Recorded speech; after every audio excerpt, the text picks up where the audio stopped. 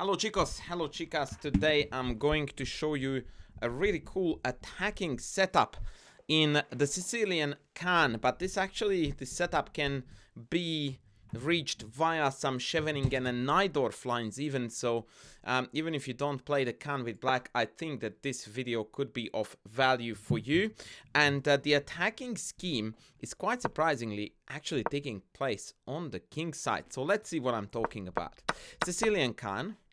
And this setup and this plan is typically deployed against the early knight cc variations, not against the c4 lines. So we set up our pieces with the usual way: queen on c7, knight on f6, we play d6, the other knight is going to go to d7, we are going to play b5, bishop b7, and the bishop usually goes to e7, but that is already a part that, yeah, I will get to in a bit. So b5.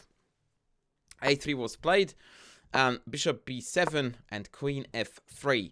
Irrespective of level, you do see this piece formation an awful lot against the Panov, the Kan setups in the Sicilian, and it's really not that great. And the reason for that is that the way how white is organizing their pieces means that they can play for neither e5 nor f5 effectively, which leaves them with the one plan of g4, g5, which again, as we are going to see very soon, is not exactly best. I played the bishop e7, not necessarily the only move in this position. I could already have started, I believe, what I did later, but oh, actually no, I'm talking nonsense. This is very important. I'm so glad that I started thinking about what I was saying. Because after bishop e7, rook e8, rook e1, I played g6. And I was thinking here that maybe g6 is already playable. Do not do this, because in most cases, unfortunately, I can't make it work. But I want to show you the motives. So I'm going to do something like, let's say queen h3, rook c8. So the idea is that in this position, white can play f5, and after take e5, they have knight e6. And that can be a very, very pesky motive, with the idea that after take, I can't move the knight on d7 because f6 is hanging. Hence the need for bishop e7. So now we are already putting the puzzles, the jigsaw puzzle pieces together. So bishop e7 is needed in order to prepare g6. Now, what's the purpose of this mysterious g6 move? The purpose is precisely what you saw, which was to discourage and or entirely prevent f5. Right now, f5 is not playable. We just take. We have the g file. We have the diagonal. It's deadly. Usually what we aim to do is that if white, for example, slices the queen to h3, we play h5, which, by the way, is the second step in this kingside pawn formation and pawn attack. Not only pawn, but the kingside attack. And if f5, we take, and e5. This is the key concept. This is how we combat f5. And this position is already utterly miserable for white, because knight e6 now doesn't work. Perhaps best try for white, by the way. Take, and knight f8, denying the check. And black will be able to castle queenside, and no problemo, piece up, easy win. If instead they drop back to b3, rook g8, and black has all the play here, d5, d4, g2 is hanging, knight g4 is coming, you name it. So, we played g6. They played king h1. I always feel happy when I get this king h1 move in this position, because more often than not, I feel that the king is better placed on g1 than h1. Reason? Because we want to play h5, we want to play h4, and if they play h3, we want to play knight h5. Let's see how it goes. h3, h4. And now that's my target square. I want to do this. Know that if they don't play h3, I'm going to play h4 against pretty much anything, and then they really need to worry about my pawn going all the way, ripping into the diagonal very annoyingly. So, h3, h5, queen f2. I wasn't quite sure about this move, to be honest, but I also couldn't see a good way for white to progress. It's quite notable, by the way, that ever since white has played rook e1, they couldn't really progress on logically using stock standard Sicilian motifs, breaking with e5, breaking with f5, go g4, g5. Yeah, g6, had they played g4 here, by the way, and this is another very cool motif, we have h5. And after g5, we can jump in here, because it targets the bishop on e3, and if the bishop goes back on the diagonal, then we can utilize this diagonal in a very annoying fashion, before our knight would get trapped on g4. So yeah, we have an answer to everything. King h1, h5, h3, h4, queen f2, knight h5, and I'm ready to jump in. Opponent defended this with knight e2, which seems to be a very natural, logical move. The reason why they didn't drop the other knight back is because then comes knight c5 targeting e4. It really does feel like the classic case of it never rains, it pours scenario where White invested a lot of energy and effort into stopping this, only to fall apart on e4. So, knight e2, and at this point I missed a really, really cool move, which I promise you I will never forget, and I really, really want you to remember it too.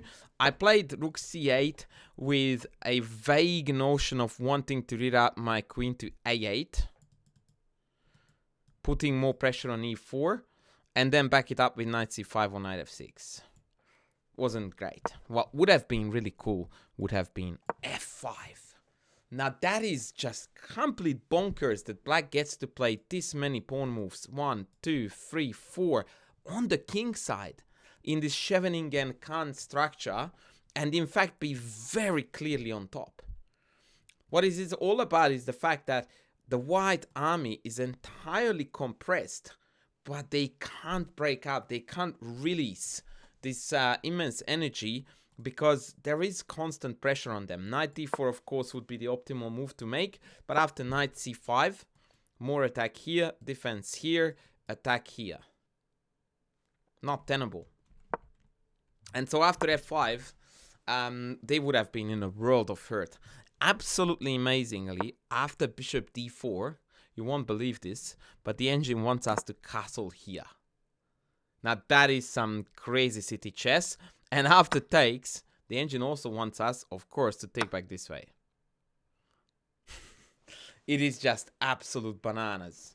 And then casually play king f7, rook g8 and kill white on the g2 square. Yeah. Something else. Next level. I don't know what to call it. Let's have a look at queen e3, king f7, knight c1. Ah, then e5.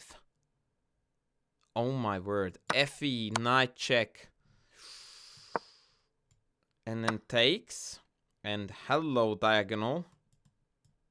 Fee boy. Take, take, take. And apparently there is not enough. Wait, no. Oh, the engine wants king e8 and just walk. Yeah, easy peasy. Let's not go into the nitty gritty of this because this is crazy city. I think the move I played was totally okay. And what I also want you to observe here, which is something I already highlighted, was that white hasn't made any progress. Not only that, but they don't have obvious follow-up moves. It's a very weird, tight structure where white doesn't really have good moves left. And since most pieces have reached best square / maximum potential, it's very difficult to do anything. They played f5 out of desperation. Usually it does come. Eventually, I took it with the G, always with the G, because what you want is this love to be expressed. Bang, bang, bang, on G2. I played E5, and here I'm going to show you now a very important countermeasure, which is white's bread and butter in the structure, and that is to play an immediate F6 counter sack. This has to be played good or bad, because at least what it does is that it allows white some counter pressure on the F file. So if you look at this position, and you look at this position now, you realize the catastrophic difference from white's perspective, that the F5 pawn is my defender. White would love to not have that pawn at all, so that there would be pressure on F7. As is, hello, F file is beautifully clocked up. The G file is mine. Checkmate is incoming. Easy peasy. So F6, no matter how bad it looks or how hopeless it feels, this should be pushed in. Takes, and then bishop G5, and white still has some play, hitting various targets at least a little bit. My opponent wasn't aware of this, and so he played bishop E4, and the rest is carnage. Knight F6, takes. The queen very effectively takes the role of the bishop on the long diagonal. Rook G8 is next. Bishop G5. And I played here A5, which was good. But I would like to show you here the very cool Rook C4, utilizing the C file rook sideways. And now I think I entered the line with bishop H4, knight F4. Now the threat is rook H4, queen H4, and mate. Note they can't take because after rook takes we pick off the bish. And that leaves white with bishop takes F6. But unfortunately now everything works like clockwork. Takes, bishop takes, we take the queen. And then we check the bishop down just to ensure that white doesn't get enough material for the queen. And black wins. Instead, I played here A5. It is also a very logical and strong move. B4 followed by rook takes C2. Another common phenomenon when played well, and especially when played well by black and played reasonably poorly by white, is that usually white tends to fall apart all over the board. It's not just a kingside or a center. It tends to be like a wildfire effect that something catches fire and then the whole thing just burns down. And here is a textbook case because the king side is really soft, the center has already fallen apart, and now on the queen side I'm also knocking on the doors. Beautiful. It happens really very rarely in chess that one's position falls apart in a way that wherever you look it spot fires. Queen h4 was played. Rook c4. I kept on missing this. I really did. Here after queen f2, now b4 is very, very good. And then after take, knight a4, I've got an abundance of winning moves, most notably knight e4, forking queen, and the bishop. b4 was played. This wins too, but nowhere near as good. Take, knight a4, and rook takes c2. That was my plan all along, to come in from here. It does win, so I guess I should be happy. Bishop takes f6 here would have been a better choice for white, with the idea that after bishop takes they just get out of trouble with queen e4, and this still would have been quite a long game. So that was my mistake there, but my opponent failed to spot that in between move with bishop f6, and now it's all over. Rook takes, b3 was played, and here I missed the tactic. And the very basic tactic one too. I missed knight e4 with the idea that after takes we have check. Yeah, I didn't realize that I can rake back all the material, because after knight g3, rook h4, knight e4, we just simply have knight e4. Sorry, rook e4, and everything is just falling out of the sky. Queen g3 is even worse, because then knight takes allows the mate. So yeah, that's gonna be it. There was a line there that I entered. Oh yes, that's right, with rook takes, bishop takes, but then again knight h4 comes, and just before white could count the material, which would be beneficial for white, comes the rude awakening. Queen g2 mate. Missed this too. Instead I played rook h7. I wanted to secure the rook so that next I could go rook knight f4. Look, it's not the prettiest of games, but I think I managed to play a game that demonstrates the ideas nicely. My opponent dropped back to f2, and after knight e4, that's all she wrote, forking bishop and queen. And yeah, the rest was just mop up. It's like plus 40 already, whatever. And I ended up winning this. So, quick rewind. Let's see what this is exactly, what it looks like and how we can get here. So typically, you get this from the Kan, where white plays bishop d3 and then bishop e3.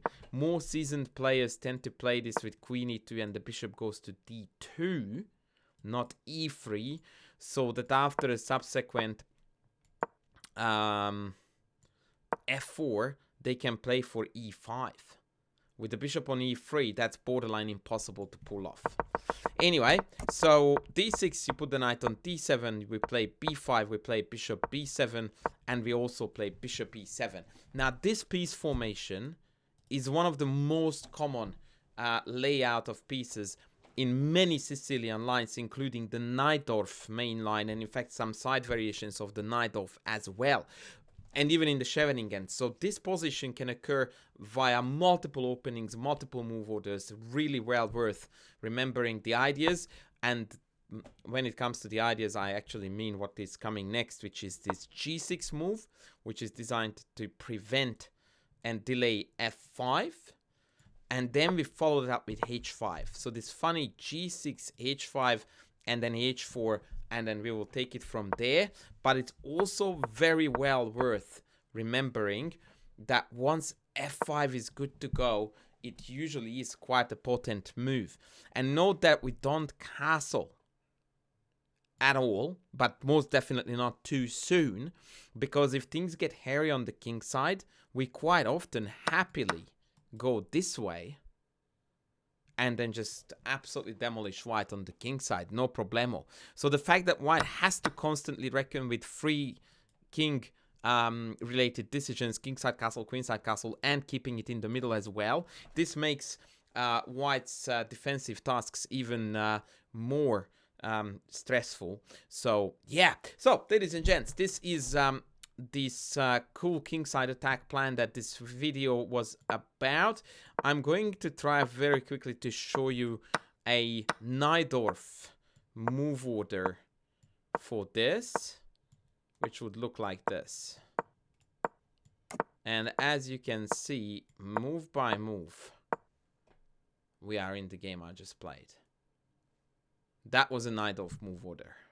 And of course, I could do this with the Scheveningen one as well. The point is clear. It is a generic plan that is applicable to multiple setups. I think it's a really cool one.